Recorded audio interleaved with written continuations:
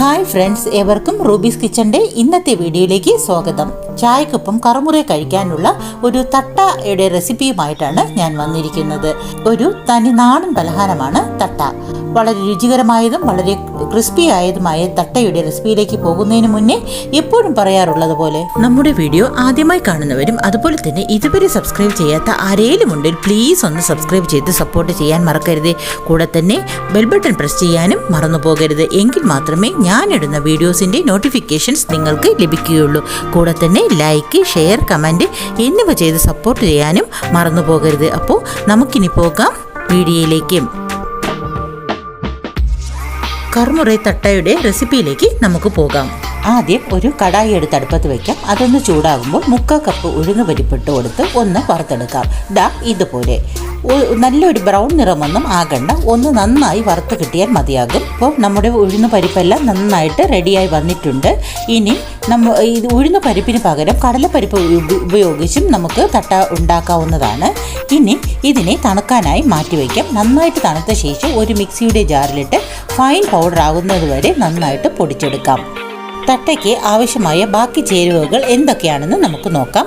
അരിമാവ് 1/2 cup, ഉഴുന്നുമാവ് വറുത്ത് പൊടിച്ചെടുത്തത്, ചതച്ച വെളുത്തുള്ളി 5 എണ്ണം, കറിവേപ്പില 1/2 കപ്പ് ചെറുതായി അരിഞ്ഞത്, പരിപ്പ് 1/4 കപ്പ് നന്നായിട്ട് കുതിർത്ത് വെച്ചത്, വെള്ളത്തിൽ കുതിർത്ത് വെച്ചത്, മുളക് പൊടി 1 ടേബിൾ സ്പൂൺ, കായപ്പൊടി 1 ടേബിൾ സ്പൂൺ. തട്ട ഉണ്ടാക്കാനുള്ള മാവ് നമുക്ക് റെഡിയാക്കാം. അതിനായി ഒരു പാത്രമെടുത്ത് അതിലേക്ക് അരിപ്പൊടി ഇട്ട് കൊടുക്കാം.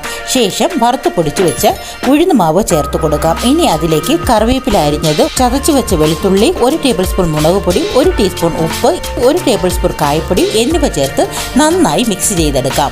കൂടെ കുതിർത്ത് വെച്ച പരിപ്പ് കൂടി ചേർത്ത് നമുക്ക് മിക്സ് ചെയ്തെടുക്കാം. ശേഷം 1 ടേബിൾ സ്പൂൺ ബട്ടറോ അല്ലെങ്കിൽ ചൂട് എണ്ണയോ ചേർത്ത് നന്നായി ഒന്നുകൂടി മിക്സ് ചെയ്തെടുക്കാം. ഇനി അതിലേക്ക് ചൂടുവെള്ളം കൊണ്ട് നന്നായിട്ട് കുഴച്ചെടുക്കാം. ചെറു ചൂടുവെള്ളമാണ് വേണ്ടത്, നല്ല തിളച്ച വെള്ളമല്ല. ചെറു ചൂട് കൊണ്ട് നന്നായിട്ട് കുഴച്ചെടുക്കാം. ഇതുപോലെ കുഴച്ചെടുക്കണം. ഇനി ഇതിനെ ചെറിയ ചെറിയ ഉരുളകളാക്കി മാറ്റിയതിന് ശേഷം ഒരു കവറിൽ അല്പം എണ്ണ പുരട്ടിയ ശേഷം ഉരുളകൾ വച്ച് കൈകൊണ്ട് ഇങ്ങനെ ഒന്ന് പ്രസ് ചെയ്യുകയോ അല്ലെങ്കിൽ നമുക്ക് മുകളിൽ ഒരു പാത്രം വച്ച് ഷേപ്പ് ചെയ്യുകയോ ചെയ്യാം. ഇങ്ങനെ ചെയ്തെടുക്കുമ്പോൾ ഒരു റൗണ്ട് ഷേപ്പിൽ നമുക്ക് കിട്ടും. നല്ല റൗണ്ട് ഷേപ്പ് വേണമെങ്കിൽ നമുക്ക് എന്തെങ്കിലും അടപ്പോ എന്തെങ്കിലും ഉപയോഗിച്ച് ഒന്ന് റൗണ്ടാക്കി അത് ഷേപ്പ് രീതിയിൽ നമുക്ക് എടുക്കാവുന്നതാണ്. ബാക്കിയുള്ള ഉരുളകളും ഈ രീതിയിൽ നമുക്ക് ചെയ്തെടുക്കാവുന്നതാണ്. ഇനി ഒരു കടായി എടുത്ത് അടുപ്പത്ത് വെച്ച് നമുക്ക് വറുക്കാൻ ആവശ്യമായ എണ്ണ ഒഴിച്ചു കൊടുക്കാം. എണ്ണ നന്നായി ചൂടായി വരുമ്പോൾ പരത്തി വച്ചിരിക്കുന്ന തട്ടകളെ ഓരോന്നോരോന്നായി ഇട്ട് കൊടുത്ത് നമുക്ക് വറുത്തെടുക്കാം. ഒരു സൈഡ് ബ്രൗൺ നിറമായി വരുമ്പോൾ മറിച്ചിട്ട് കൊടുക്കാം. അതും പാകമായി വരുമ്പോൾ നമുക്ക് വറുത്ത് കോരാവുന്നതാണ്. ഈ രീതിയിൽ ബാക്കിയുള്ളതും നമുക്ക് ചെയ്തെടുക്കാം. നല്ല ക്രഞ്ചിയും ക്രിസ്പിയുമായിട്ടുള്ള തട്ടവട റെഡിയായി കഴിഞ്ഞു. ചൂട് ചായക്കൊപ്പമോ അല്ലെങ്കിൽ കട്ടൻ്റെ കൂടെയോ നമുക്ക് കഴിക്കാവുന്നതാണ്. സൂപ്പർ കോമ്പിനേഷനാണ് ഇതിന്.